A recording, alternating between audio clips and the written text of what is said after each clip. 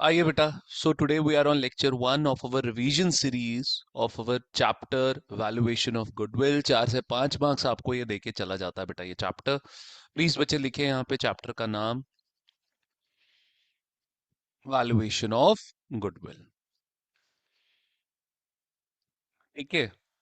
अच्छा, मेरी voice clearly Audible है आप बच्चों को? आइए बेटा जी, देखिए जरा यहाँ पे ध्यान से. लेक्चर 1 है आज हमारा. आज ना बच्चे मैं सीधा अब टाइप से इसको पिक करूंगा कि जो टाइप्स हैं हमारे for the valuation of goodwill बेटा.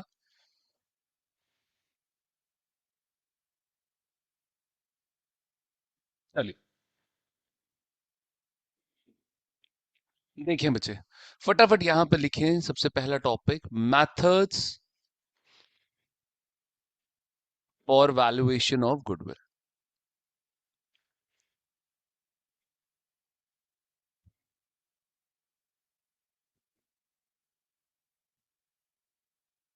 ठीक है जी.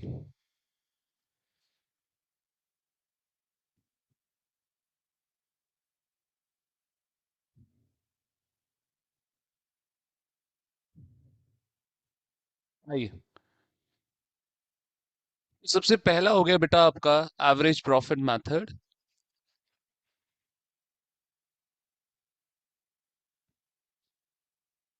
दूसरा हो गया बेटा जी सुपर प्रॉफिट मेथड.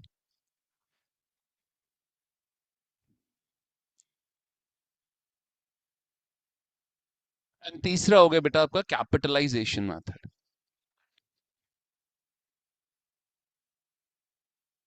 ध्यान से मेरी बात सुने, इसमें सबसे इंपॉर्टेंट मेथड कौन सा है? इन दोनों का कंबाइन. ठीक है. ये क्या करेंगे, आपको बोलेंगे सुपर प्रॉफिट मेथड से गुडविल को वैल्यू करो, लेकिन एवरेज प्रॉफिट मेथड की सारी एडजस्टमेंट्स आपसे पूछ लेंगे. मेरी बात समझे? क्योंकि सर ध्यान से मेरी बात सुनिएगा, आपका बेटा जी एवरेज प्रॉफिट मेथड के अंदर आपका जो है काफी सारी एडजस्टमेंट्स हैं. वो ये सारी एडजस्टमेंट्स, क्योंकि सुपर प्रॉफिट जब हम कैलकुलेट करते हैं तो वहां पे एवरेज प्रॉफिट की भी रिक्वायरमेंट होती है. पावनी जी फोकस करें. ठीक है. सुपर प्रॉफिट में भी आपकी एवरेज प्रॉफिट की रिक्वायरमेंट होती है बेटा. ठीक है जी. तो एवरेज प्रॉफिट की सारी adjustments plus valuation of goodwill by super profit method, दोनों को मिला के ये आपसे क्वेश्चन पूछ सकते हैं. ये 3 से 4 मार्क्स में आ सकता है आपका. ठीक है जी. आइए बेटा जी, आप मेरे साथ सबसे पहला टॉपिक जो है अब स्टार्ट करें. लिखिए यहां पे एवरेज प्रॉफिट मेथड.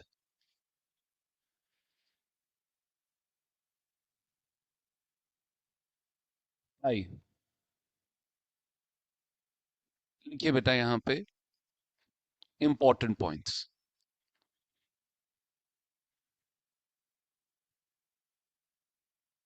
और इंपॉर्टेंट पॉइंट्स के अंदर आप सबसे पहले बेटा जी यहां पे लिखें to calculate goodwill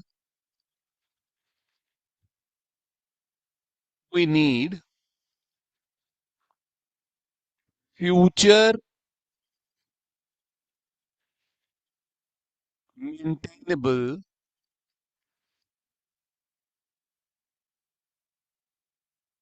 profits.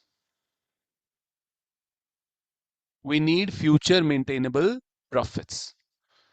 That is normal profit.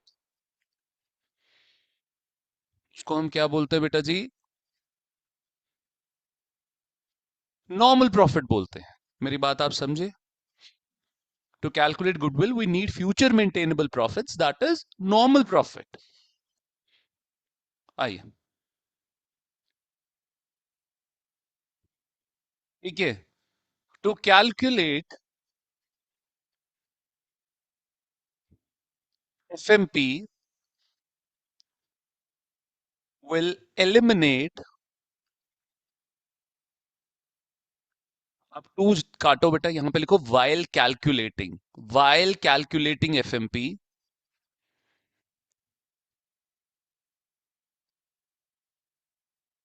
while calculating FMP will eliminate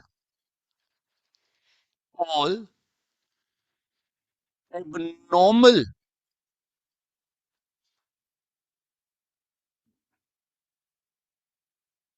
incomes and all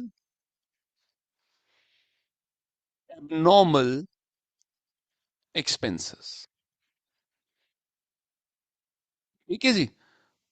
while calculating FMP हम क्या करेंगे बेटा, एलिमिनेट कर देंगे सारी एबनॉर्मल इनकम्स को, एलिमिनेट कर देंगे सारे एबनॉर्मल एक्सपेंसेस को। मेरी बात समझ गए आप बच्चे? Is that clear? एक ये एडजस्टमेंट बहुत कॉमन है, ये एडजस्टमेंट आती आती गुडविल में दो तीन एडजस्टमेंट है जो हमें सीखनी है बेटा। आज मैं क्या करूंगा, आपको एडजस्टमेंट्स के लिए तैयार करूंगा बेटा। ठीक है जी, आइए थर्ड देखें बेटा।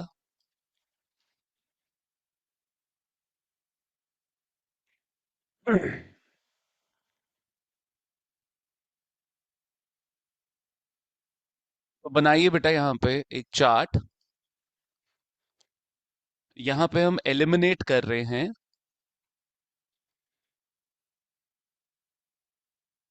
एबनॉर्मल एक्सपेंस को।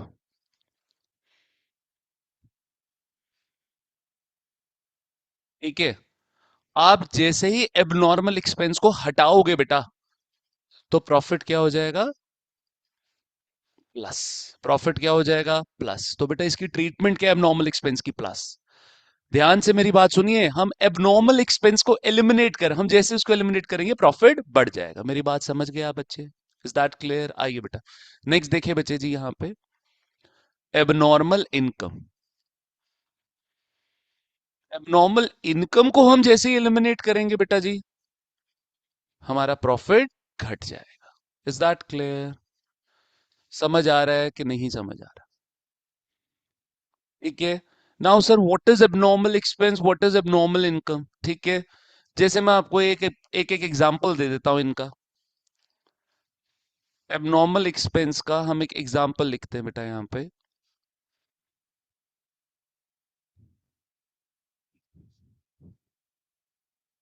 Goods lost due to fire. Sir it's an abnormal expense. Goods हमारे क्या हो गए? लॉस्ट हो गए फायर की वजह से या थेफ्ट की वजह से। सर ये क्या है? आगे क्वेश्चंस में तो हम देखेंगे, लेकिन क्योंकि आज हम सिर्फ उन चीजों को, हम सिर्फ एडजस्टमेंट्स के चार्ट्स में आपको बना के दे रहे हो, क्योंकि इन्हीं चार्ट्स के बेसिस पे आपके क्वेश्चंस होंगे बेटा जी। ठीक है, आइए बेटा जी यहाँ पे। और एबनॉर्मल इनकम का एग्जांपल क्या हो गया? सर यही मेरे जो गुड्स थे ना वो इंश्योर्ड थे। क्या थे बेटा जी? यही गुड्स मेरे इंश्योर्ड थे बेटा।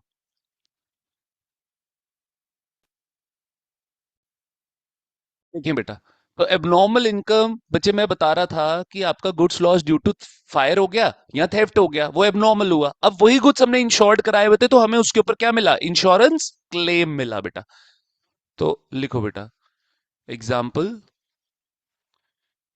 Insurance claim.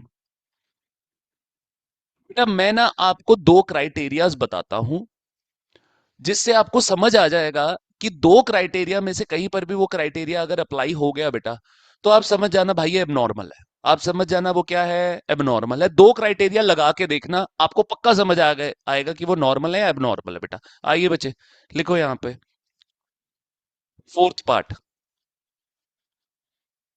क्राइटेरिया टू जज। लिखो लिखो, whether a particular item is, whether a particular item is normal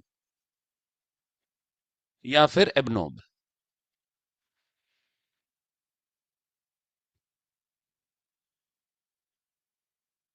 ठीक है, मैं ना आपको नॉर्मल के क्राइटेरिया बताता हूं। दो क्राइटेरिया है जिनसे पता चलता है कि यार ये नॉर्मल आइटम है। ठीक है, अगर वो दो क्राइटेरिया आपके फिट नहीं हो रहे हैं तो वो एबनॉर्मल है बेटा। पहला, एक्सपेंस या income arising from business activity.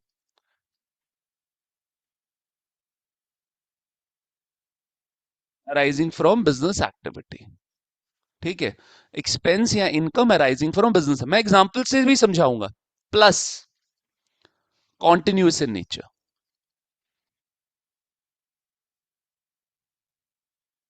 Continuous in nature. अब ध्यान से मेरी बात सुनना बच्चे आप, ये दो क्राइटेरिया मैं आप बच्चों को यहां पे बता रहा हूं। आइए एग्जांपल लेते हैं। सर पाठशाला प्राइवेट लिमिटेड, इसको ना, इसने रिलायंस के 10% डिबेंचर्स में इन्वेस्ट किया हुआ है। 10% डिबेंचर्स में क्या किया बेटा जी, इन्वेस्ट किया हुआ है। अब बेटा इनको ना हर साल, पाठशाला प्राइवेट लिमिटेड को हर साल इंटरेस्ट ऑन डिबेंचर मिल रहा है, हर साल इंटरेस्ट ऑन डिबेंचर मिल रहा है। ठीक है जी, आदित्य जी वापस आए।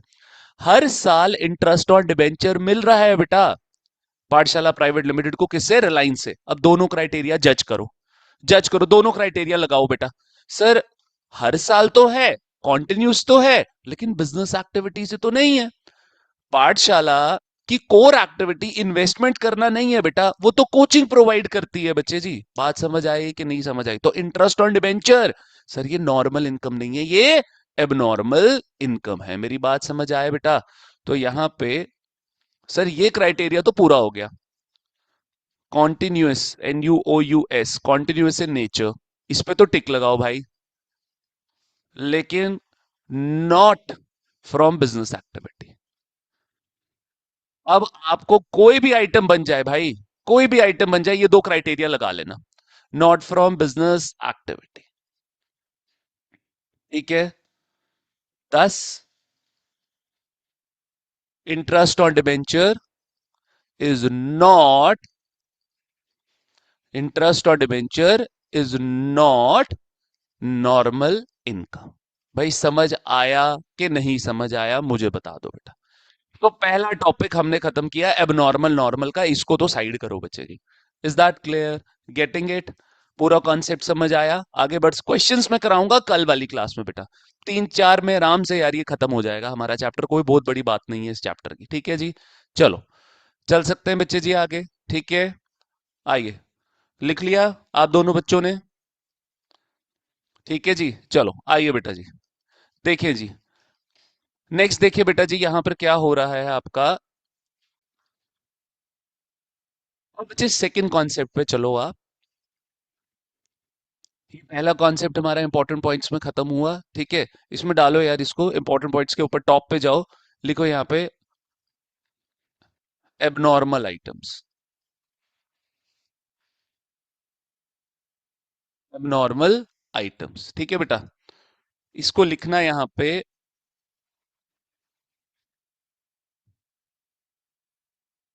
एबनॉर्मल आइटम्स ऊपर लिख दो बच्चे जी। ठीक है, आगे बढ़ो यार, आगे बढ़ो। अब ये क्या बोल रहा है बच्चे, नेक्स्ट, नेक्स्ट ये क्या बोल रहा है बच्चों? अब इंपॉर्टेंट पॉइंट सेकंड डालो बेटा,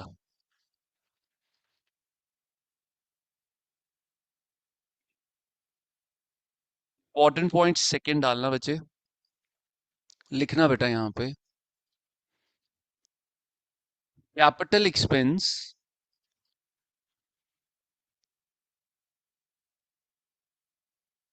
mistakenly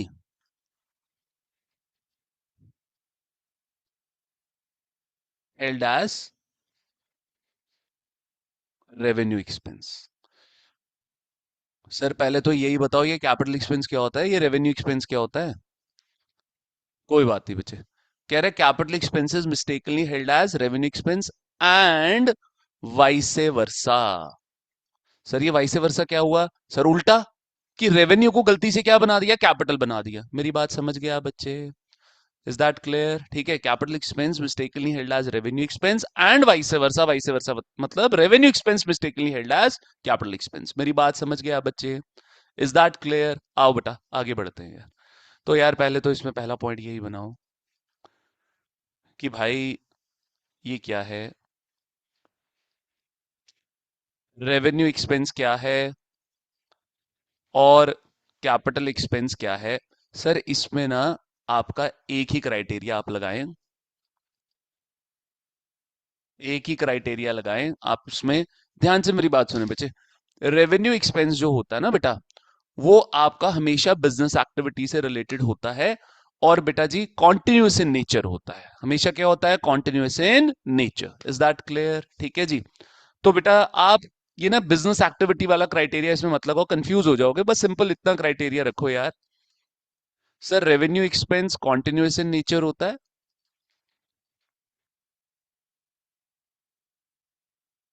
मैंने कैपिटल रेवेन्यू लिख दिया यहाँ पे। Continuous in nature and capital expense non continuous in nature. Sir आपने कोई इंप्लॉय रखा हुआ है, आपने क्या रखा हुआ है? कोई employee. Sir example, salary paid. Sir बार बार देनी पड़ेगी, हर महीने देनी पड़ेगी। हाँ जी। लेकिन सर यहां पर क्या है? Example, machine purchase. यार हर बार ही थोड़ा मशीन खरीदोगे, हर बार थोड़ी मशीन। अब हम कह रहे हैं कि हमने स्मार्ट बोर्ड खरीदना है बेटा, हमने अपने ऑफिस में स्मार्ट बोर्ड सेटअप करना है। तो सर बट ऑब्वियस है ना सर, वहां वो स्मार्ट बोर्ड बार बार तो नहीं खरीदेंगे। जब तक 5 साल तो मिनिमम चलेगा ही चलेगा। Is that clear? ठीक है जी, चलो आइए बच्चे। अब सर यहाँ पे देखो जी, इसमें दो एडजस्टमेंट्स है, बड़े आराम से आपने दो एडजस्टमेंट समझनी है मेरे साथ। दो केसेस बनते हैं ना बेटा, लिखो। इफ कैपिटल एक्सपेंस, आपने सिर्फ यार ये पहचानना है, जैसे मेरी बात सुनो, एक और एग्जांपल लिख लो यार, कि सर रिपेयर है। सर रेवेन्यू खर्चा, बार बार छोटा मोटा रिपेयर तो होता रहेगा कि नहीं होता रहेगा? ठीक है। लेकिन सर यहां पे लिखना major repair. Sir major repair sir वो तो कभी कभार ही होगा ना। अब जैसे हमने नीचे बेटा ऑफ शॉप थी, हमने मेजर रिपेयर किया, उसको किस में कन्वर्ट किया? ऑफिस में। अब हम उसको कन्वर्ट कर रहे हैं बेटा, इट्स अ मेजर रिपेयर बेटा। तो मेजर रिपेयर क्या हो गया बेटा? आपका capital expense. Is that clear? मेरी बात समझ गए? ठीक है जी, चलो। कह रहा है if capital expense mistakenly held as revenue expense, आपने गलती से उसको रेवेन्यू एक्सपेंस बना दिया। If capital expense mistakenly held as revenue expense बच्चे, बेटा बहुत आसान, बहुत बहुत आसान तरीका मैं आपको उसका बता रहा हूं भाई, कुछ नहीं करना यार। आप एक्सपेंस को करो प्लस, ठीक है? जो भी खर्चे को जिसको आपने उल्टा पुल्टा कर दिया उसको करो प्लस, और डेप्रिसिएशन को करो माइनस। सर ये क्या है मैं आपको क्वेश्चन में बताऊंगा, बस चार्ट याद रखो। आप सिर्फ चार्ट याद रखो कि सर आपको सिर्फ ये पहचानना आना चाहिए कि सर एक पर्टिकुलर आइटम कैपिटल एक्सपेंस है या फिर रेवेन्यू एक्सपेंस है। मेरी बात आप बच्चे समझ गए कि नहीं समझे? Is that clear? ठीक है जी, चलो आगे बढ़ो बेटा। नेक्स्ट है क्या बोल रहा है? Revenue expense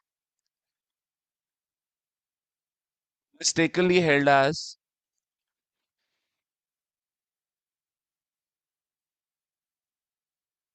capital expense, mistakenly held as capital expense, क्योंकि अभी ज्यादा दिमाग नहीं चलाना, टाइम हमारे पास बहुत कम है बच्चे। ठीक है जी। तो इधर हो गया बेटा जी एक्सपेंस आपका माइनस, और डेप्रिसिएशन प्लस। बस इतना पहचान लो बच्चे कि एक पर्टिकुलर एडजस्टमेंट किसकी है बेटा, कैपिटल एक्सपेंस की है या रेवेन्यू एक्सपेंस की है, और उसके हिसाब से इनकी ट्रीटमेंट होती है। Is that clear? Getting it और नॉट?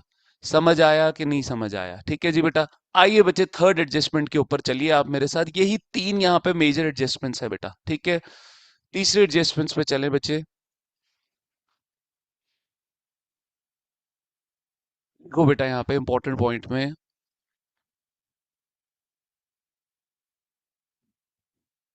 इंपॉर्टेंट पॉइंट में यहाँ पे लिखो बेटा जी, adjustment of closing stock. Adjustment of closing stock. ठीक है भाई, क्लोजिंग स्टॉक की एडजस्टमेंट है। सर वो क्या एडजस्टमेंट है? आइए बेटा देखते हैं। लेकिन मैं आपको एक बात बोलने जा रहा हूं, ध्यान से मेरी वो बात सुन लीजिएगा आप बच्चे। ठीक है जी।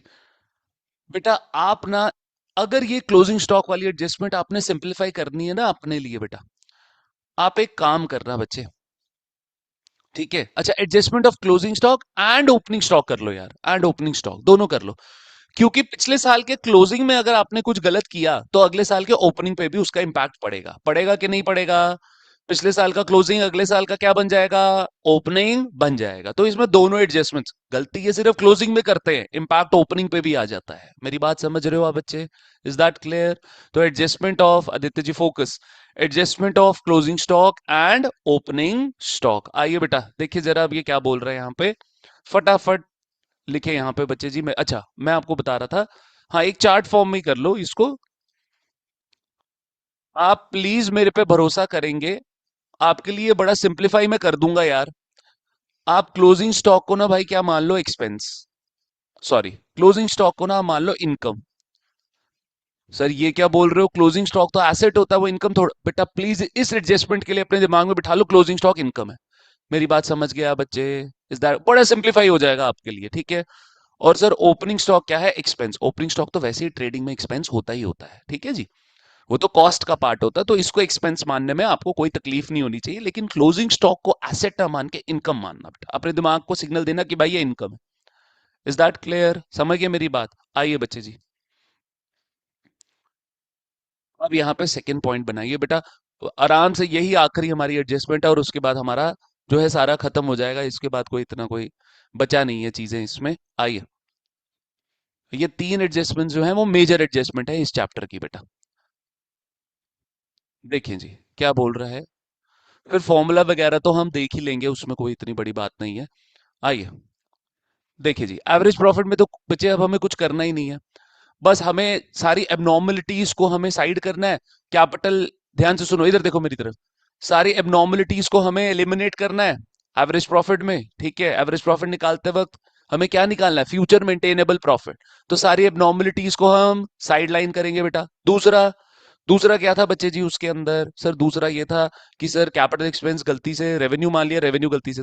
तीसरा, क्लोजिंग स्टॉक की एडजस्टमेंट डाल देता बेटा ये, ठीक है? ये सारी एडजस्टमेंट्स एवरेज की सुपर प्रॉफिट में भी शिफ्ट होती हैं।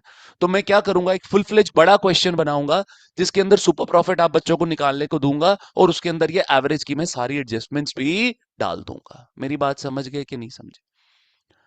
ठीक है जी। तो मैं अभी इस एडजस्टमेंट के बाद क्या करूंगा बेटा, सुपर प्रॉफिट पे सीधा जंप करूंगा और सुपर प्रॉफिट का कॉन्सेप्ट आपको फॉर्मूलाज वगैरह लिखवा दूंगा, सो दैट कल हम एक ही क्वेश्चन करके उसको वाइंड अप कर देंगे। Is that clear? Getting it? तो कल एक बड़ा क्वेश्चन सॉल्व कराऊंगा और फिर हम अभी अगर जैसे सुपर प्रॉफिट का हमने कर लिया, फिर टाइम बचेगा तो मैं कैपिटलाइजेशन, कैपिटलाइजेशन चलो छोड़ो, हम सेकंड या थर्ड लेक्चर में करेंगे बच्चे इसको, ठीक है? आ जाओ जरा। देखिए यहाँ पे छोटे छोटे लेक्चर्स बनाएंगे, कोई बहुत बड़े लेक्चर्स हमें बनाने की जरूरत भी नहीं है बेटा जी, ठीक है? देखिए जी जरा यहाँ पे अब नेक्स्ट क्या बोल रहा है ये। तो सर यहाँ पे लिखे क्लोजिंग स्टॉक, क्या है भाई क्लोजिंग स्टॉक आपकी? क्या है दिमाग में रखना? इनकम। सर क्लोजिंग स्टॉक हमको, हमने गलती, आप पूरा लिखिएगा, क्लोजिंग स्टॉक को गलती से हमने ओवर वैल्यू कर दिया। क्या कर दिया? क्लोजिंग स्टॉक को हमने गलती से over valued. Sir closing stock को ओवर वैल्यू कर दिया मतलब इनकम को ओवर वैल्यू कर दिया।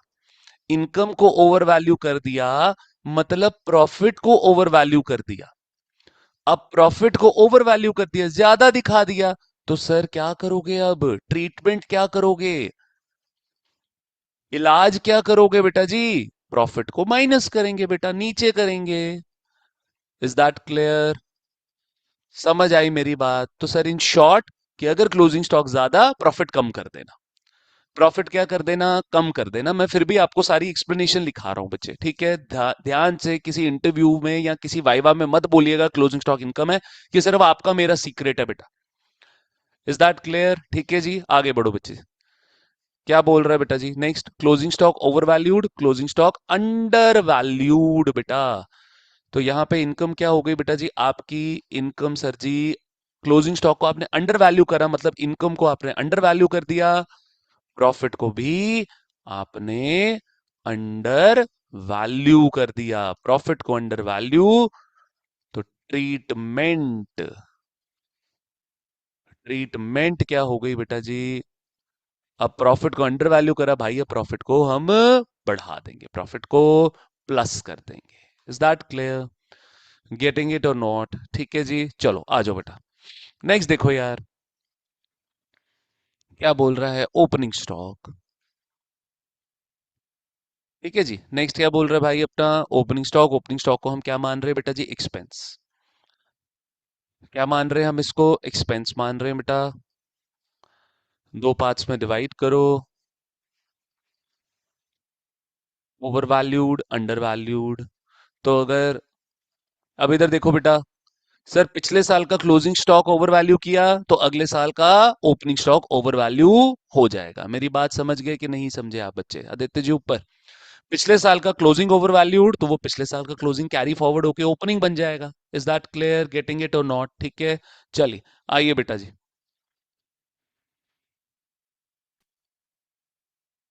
तो पिछले साल का अगर क्लोजिंग हमने ज्यादा दिखाया तो इस साल का बेटा जी ओपनिंग भी हमने ज्यादा दिखा दिया। पिछले साल का क्लोजिंग हमने कम दिखाया तो इस साल का ओपनिंग भी हमने कम दिखा दिया। Is that clear? ठीक है जी, आइए बच्चे देखें यहाँ पे क्या चल रहा है अब। तो सर ओपनिंग स्टॉक को हमने एक्सपेंस माना है, हमने ओपनिंग स्टॉक को ज्यादा दिखा दिया बेटा जी। ठीक है, ओपनिंग स्टॉक को ज्यादा दिखाया तो बेटा जी अब हम क्या करेंगे यहाँ पे, एक्सपेंस को ज्यादा दिखा दिया। एक्सपेंस को ज्यादा दिखाया बेटा जी, तो हमने प्रॉफिट को कम कर दिया बेटा, प्रॉफिट को ओवर वैल्यू कर दिया। अब सर इलाज क्या करेंगे, सर प्रॉफिट को कम कर दिया, बढ़ा दो। प्रॉफिट को क्या करो बेटा जी, बढ़ा दो। तो यहां पे प्रॉफिट क्या हो गया आपका, प्लस। चलिए, प्रॉफिट आपका प्लस हो गया बेटा। ठीक है, वहीं सर अगर आपने ओपनिंग स्टॉक को अंडर वैल्यू कर दिया बेटा, तो एक्सपेंस को भी क्या कर दिया बेटा आपने, अंडर वैल्यू। ओहो बेटा, गलत कर दिया, गलत कर दिया। इधर देखो, इधर देखो, ओपनिंग स्टॉक को ओवर वैल्यू कर दिया तो एक्सपेंस को ओवर वैल्यू कर दिया बेटा। एक्सपेंस को ओवर वैल्यू कर दिया तो प्रॉफिट को अंडर वैल्यू कर दिया ना हमने। प्रॉफिट को हमने क्या कर दिया बेटा जी, अंडर वैल्यू। नीचे ट्रीटमेंट ठीक लिखी है बट यहां पे ये गलत लिख दिया था बेटा, बाकी ठीक है। अगर हमने एक्सपेंस को ज्यादा कर दिया तो प्रॉफिट को कम कर दिया हमने। अब गलती से प्रॉफिट कम कर दिया तो बढ़ा देंगे बेटा, बस वो प्रॉफिट को ठीक कर लो। नेक्स्ट देखिए बेटा, अब की बारी हमने ओपनिंग स्टॉक जो कि एक्सपेंस है उसको ज्यादा दिखा दिया, एक्सपेंस को ज्यादा दिखा दिया तो प्रॉफिट को बेटा, सॉरी, अब की बारी हमने एक्सपेंस को कम कर दिया, अंडर वैल्यू कर दिया। एक्सपेंस को अगर अंडर वैल्यू कर दिया तो प्रॉफिट को हमने ओवर वैल्यू कर दिया, बढ़ा दिया बेटा हमने गलती से प्रॉफिट को। तो ट्रीटमेंट क्या करेंगे, कम करेंगे बेटा प्रॉफिट को। Is that clear? समझ आता है कि नहीं समझ आता है? ये तीन एडजस्टमेंट्स को ही वो डिफरेंट डिफरेंट टाइप में बनाते हैं, अलग अलग आइटम्स दे लेते हैं। स्टॉक की तो as as it is stock की रहेगी। अब कोई अलग कैपिटल एक्सपेंस दे देंगे, कोई अलग रेवेन्यू एक्सपेंस दे देंगे, कोई अलग एबनॉर्मल इनकम दे देंगे, कोई अलग एबनॉर्मल एक्सपेंस दे देंगे। लेकिन नट शेल में भाई तीन ही एडजस्टमेंट्स हैं हमारी। एडजस्टमेंट्स हमारी कितनी है, तीन ही है। मेरी बात समझ गया बच्चे? Is that clear? ठीक है जी, चलो ये हो गया जी हमारा पूरा सेटअप। ठीक है, आइए बेटा जी, एवरेज प्रॉफिट के अंदर खाली इतनी भाई, एवरेज में तो कुछ नहीं है यार। Number of profits divided by number of years कर लो आप, ठीक है, उसमें तो वो कुछ भी नहीं है। ठीक है, आइए अब आप, क्योंकि हमारे पास थोड़ा अभी टाइम बचा हुआ है बेटा जी, हमारे पास 10 मिनट हैं, तो अब आप मेरे साथ यहाँ पे नेक्स्ट टॉपिक पे बढ़ लें। मैं उसकी थोड़ा सा आपको लिखा देता हूँ, लिखो बेटा, super profit method. Super profit method, आइए लिखो साथियों यहाँ पे सबसे पहला मीनिंग।